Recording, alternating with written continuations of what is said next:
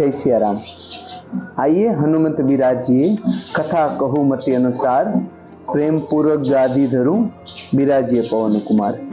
જ્યારે જે વ્યક્તિ રામાયણ ગાવાની શરૂઆત કરે છે ને ત્યારે પ્રેમપૂર્વક ગાદી ધરી હનુમાનજીનું આહવાન કરવામાં આવે છે અને હનુમાનજીને રામાયણ સાંભળવા બોલાવવામાં આવે છે। શું કામ? કે હનુમાનજીને સીતા માતાનું વચન છે કે જ્યાં સુધી આ પૃથ્વી ઉપર રામાયણ ગવાશે ને ત્યાં સુધી આ પૃથ્વી ઉપર હનુમાનજી બિરાજમાન થશે અને જે દીથી આ પૃથ્વી ઉપર રામાયણ ગાવાનું બંધ થઈ જશે ને ત્યારથી આ પૃથ્વીથી હનુમાનજી વિદાય લઈ લેશે।